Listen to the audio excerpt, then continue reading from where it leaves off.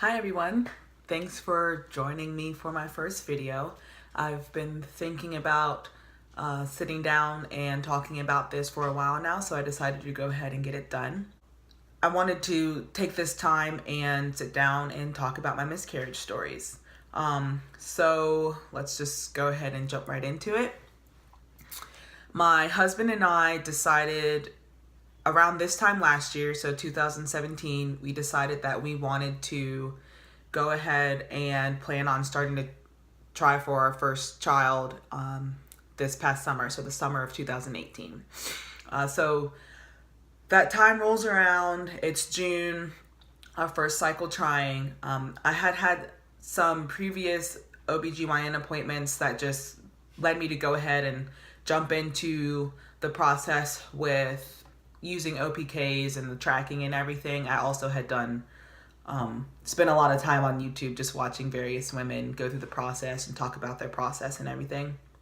So those two experiences being going to see my OBGYN and also watching those videos, the person I am, I just do all the research I can, jump in and try to make sure we're doing things as efficiently as you can.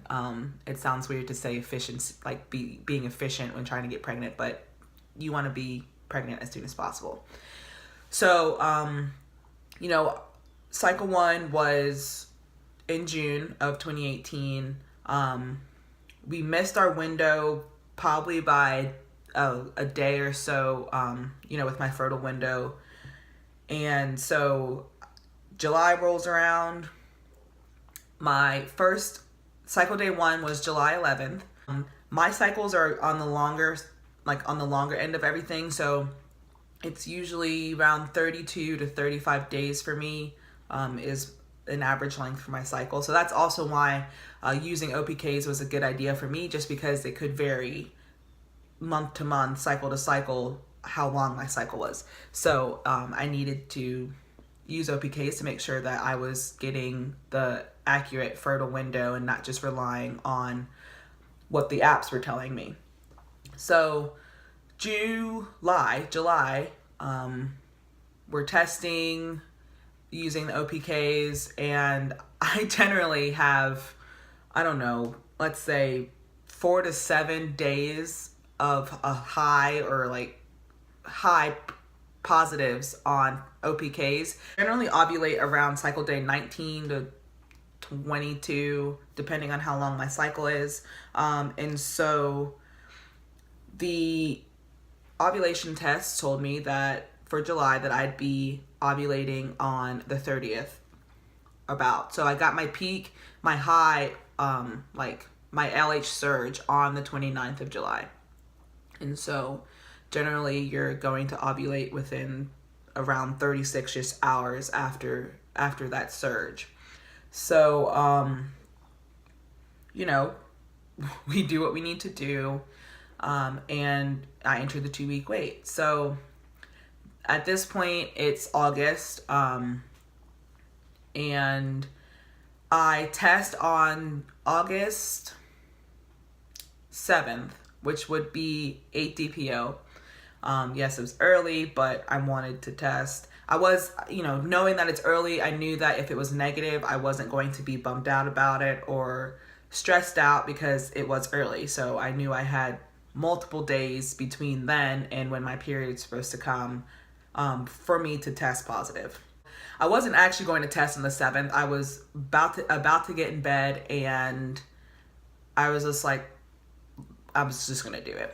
So I tested around, 8:30, 9 p.m. Brought the test to my bedside table, and at that point it had been, I don't know how long past the time to read the test. It had been, again, it was longer than 5 minutes, but I don't know how long exactly it was. And so I roll over and I'm like, oh crap, I forgot I took this test. So I turn on my flashlight on my phone and I look at the test strip. And it's one of those, the cheaper test strips that you can get off of Amazon that come in a pack of 20, 50, I don't know, So I look at it and I'm like, holy crap. I am pretty sure I see a line here, like a very faint line. And again, I knew it was past the time limit, but it wasn't an evac line. It had a pinkish hue to it. So I calmly get out of bed. I walk into the kitchen to use different lighting to see if I see anything. It's still there. So I'm silently freaking out in the kitchen. I don't want my husband to know that I tested because I wanted to surprise him. He went to work and I was basically up right after him and drove on to Walmart, which is not very far from our house, to get first response, actually, yes, another pack of first response, the clear blue digitals, and also the cheaper, like 99, 89-cent Walmart tests. For Signal, I believe they're called. For these tests to develop, and they're positive. The first response, because it is 9 DPO, had a faint line, but it was there. And the first Signal had another faint line, and then I took another Amazon cheap test, and that again had another faint line. And I said, all right, I know I'm going out of town today. I'm not going to be able to not tell my husband. So I said, let's go ahead and take a digital. Took a digital, came back, said pregnant. So I'm just really happy. I wait all day for my husband to come home. He gets home around maybe 6:37, and I had already bought a onesie off of Amazon. Oh my goodness.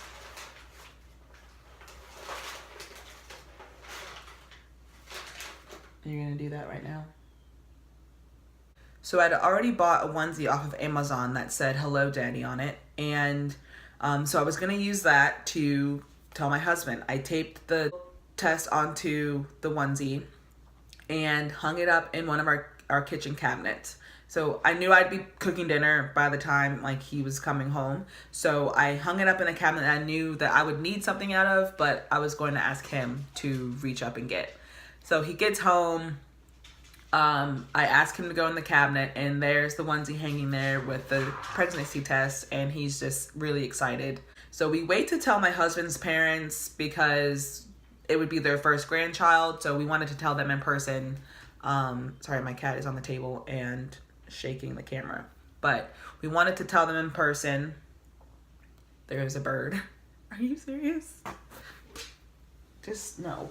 Let me back up. So the day I tell my parents, which is what would it be, maybe 11, 12 DPO at that point, I experienced some spotting. So it was brown spotting. It only lasted for maybe a couple hours, and then it was gone. No cramping or anything like that. And so that happened because I was out of town. I couldn't go to my OB's office. 3 or 4 days later, so that would have been a Thursday. So on Sunday, I was spotting again, and it was a bit more.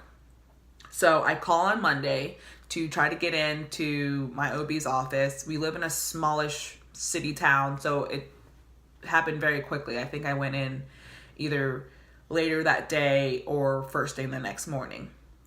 So I go, we meet. She says, so early, there's nothing we can really do other than to get draw beta and test your progesterone.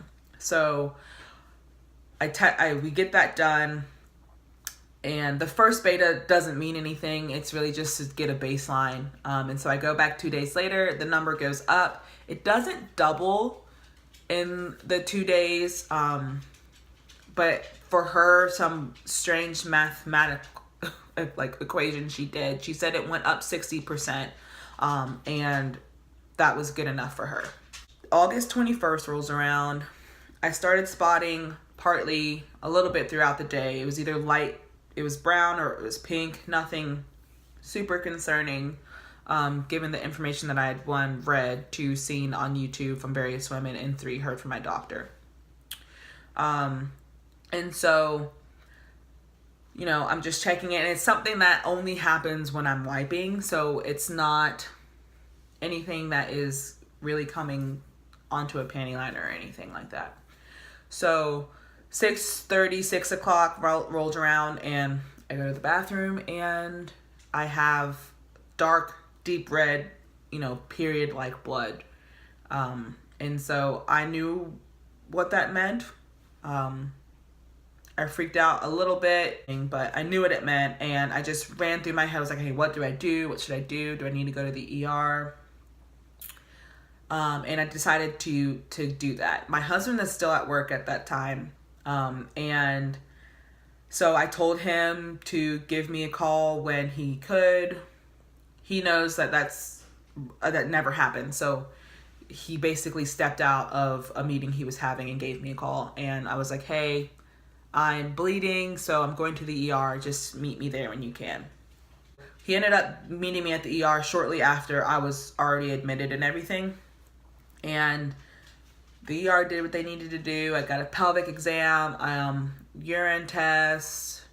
They had me, they drew some blood just to check my HCG and everything. And then I also had an ultrasound.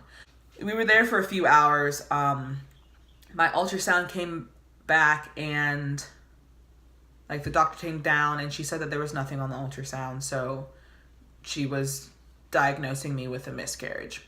At that point, I was around 5 weeks, maybe 5 weeks, 3 days. I knew that I was having a miscarriage, especially after I was cleaning myself up after the ultrasound. There was just a lot of blood.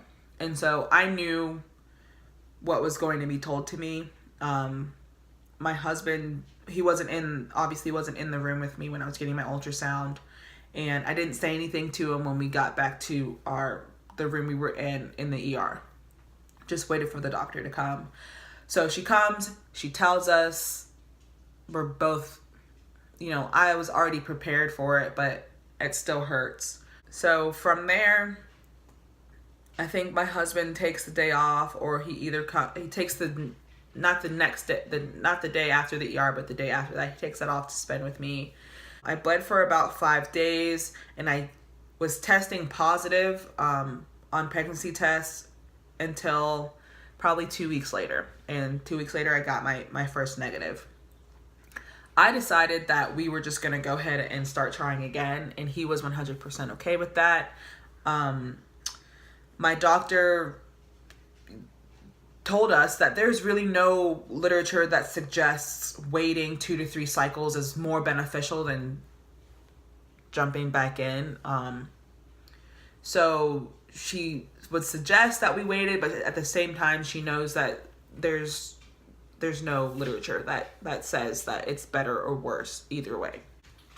Once I knew I was testing negative, a few days later, I started testing for ovulation. And so it was probably a week and a half after. Well, actually, it was that weekend I got my first positive. And again, my positives are positive for 4, 5, 6, 7 days before my LH surge.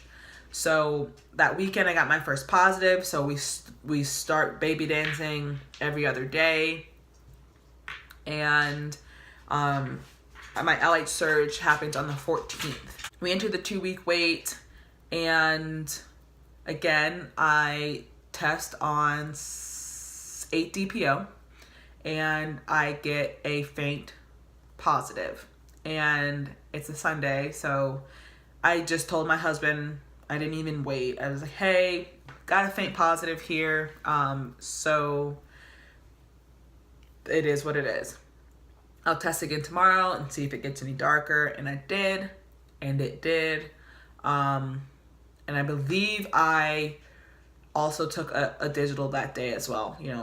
Again, it's nice to see the words pregnant on the pregnancy test. I originally was wanting to wait a few days, maybe even a week before I called to get, I guess, either schedule my appointment, but also to get a beta drawn, just because I had that miscarriage previously. And so the first miscarriage, I got tested at my OB, and my numbers went from maybe 157 to 96. which also just showed me that I had started, this wasn't really a viable pregnancy from the beginning. If at 5 weeks, yes, it had already started bleeding, but at 5 weeks, the numbers weren't very high. So because my numbers were at 96 the last time I was at the doctor, she didn't follow my numbers back to 0, which I had no problem with, especially because I was tracking negative pregnancy tests and also ovulation. So, I call and I get scheduled for a beta, and my number is 57 at that point for this new pregnancy.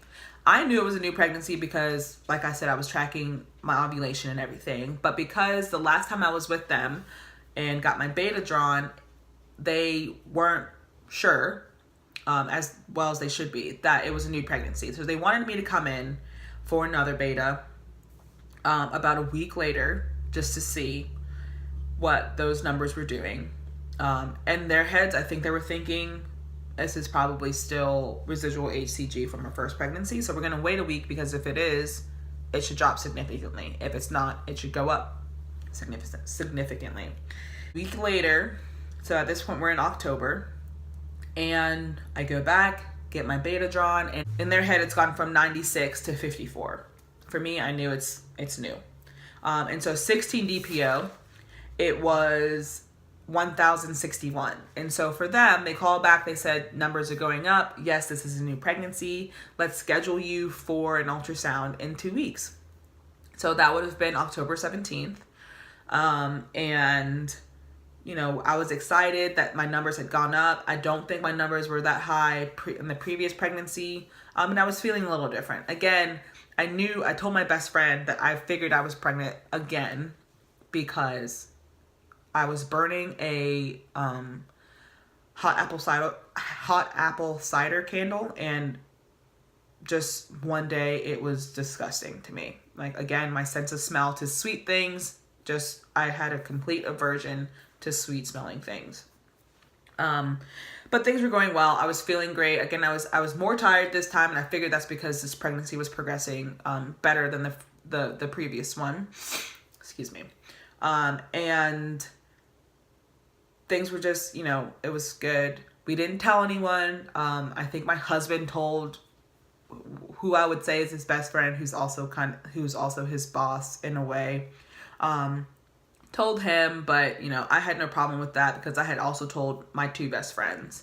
And we were just gonna be happy about it. We were planning on waiting to tell our parents at Thanksgiving because we knew we'd see them, and at that point we would have been 10 to 12 weeks and would have felt good about it. In that time, I did spot one time. And again, it was on and off maybe throughout a day, but it was nothing ever really heavy. It was just something that I noticed when I would wipe. And so I called, told them I was spotting.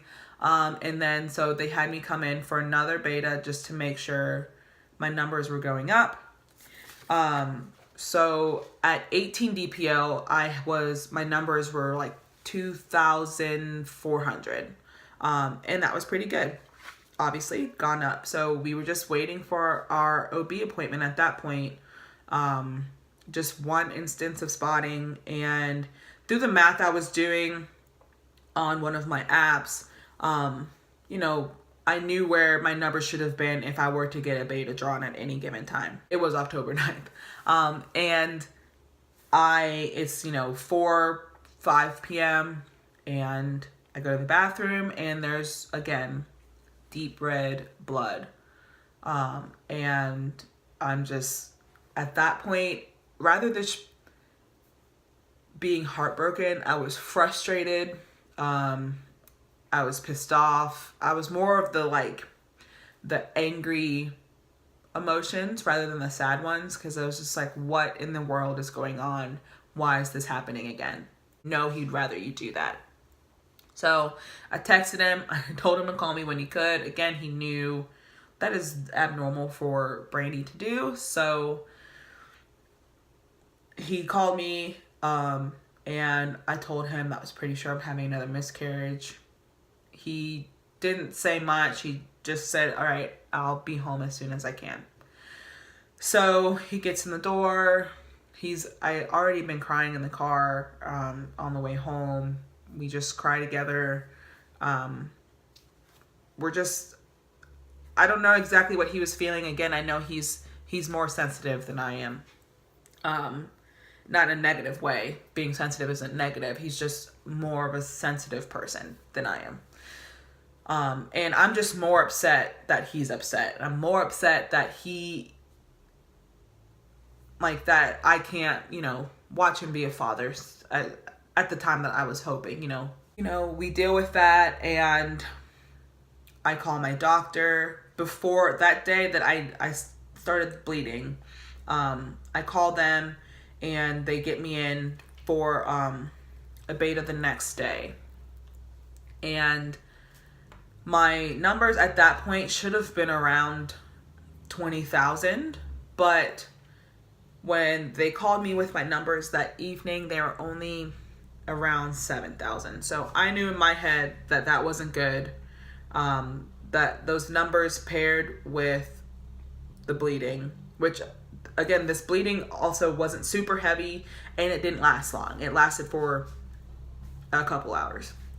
So, but the combination of those things just let me know that it wasn't good.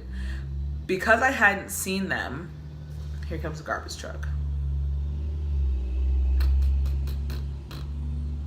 Because I hadn't seen them since my last beta, which would have been a little less than a week before, and that number was around 2,400. Because I hadn't seen them since then, and that number went up to around 7,000, they were like, well, the numbers are higher than last time we saw you, so we're going to do another beta because you said you've been bleeding. And I was like, yeah, I'm trying to push the issue and just say, at this point, my number should be higher than 7,000, right? Because it's been so-and-so days, and if we're doubling, and at this point, I had been more than doubling, maybe going up 125%. So at this point, I knew where my number should be. And I just knew in my head that wasn't good. So I go back for another beta 2 days later. And my numbers drop. But they only dropped by, 100 points. And so they're like, yeah, it's dropping, but it's not dropping very quickly. So we'll, at this point it's Friday. So we'll have you come back in on Monday. And we'll see what is going on. So I went back in. Again, it only dropped 100. And so they called and said, let's get you in for an ultrasound tomorrow. And we went in for an ultrasound. They wanted to just see what was going on. My numbers were dropping, but they weren't dropping quickly. So what the heck's going on? We saw what would have been what was the gestational sac. But there was nothing in it. And at that point, the sac was kind of flattening out. Because there's nothing in the sac and your numbers were going up, we think this might have been a blighted ovum. My OB gave me the option. She said, we can wait this out and let your body do what it needs to do. It's already started, which is, why we think that the sac is flattening. We can give you medication to help everything along, or we can do a D&C.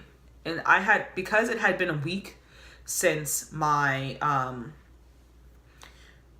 first, when I started bleeding, I had already decided that I was not in a place to wait this out and let my body do what it needed to do. That's just my personal preference. And I spoke to my husband about it, and he kind of agreed. He agreed with me. He was like, yeah, there's no reason for you to do that. I just did not want to walk around day to day just wondering when at any point that I would start bleeding. And I just wanted to get my body back to normal as quickly as possible. So I chose the medication option, and we went to that appointment around 2. I took that medication at 6, and probably 2 hours later, everything, the bleeding started. Again, I bled for 5 days, and I actually just recently got my period back the last week of November. And I was testing positive probably for 4 weeks after that. Faint positives that you're like, oh, well, maybe it's negative, but you know, if it was the other way around, and you saw the faintest of something, that you would have said, oh, I'm pregnant. Yes, this is great. But, you know, we're on the opposite end of it. So I was just waiting patiently for my HCG to drop and for me to get a negative test. My doctor, again, didn't follow me to 0, but at that point, we knew we weren't trying again for a while. So those are my miscarriage stories. 2 miscarriages in a month and a half to 2 months.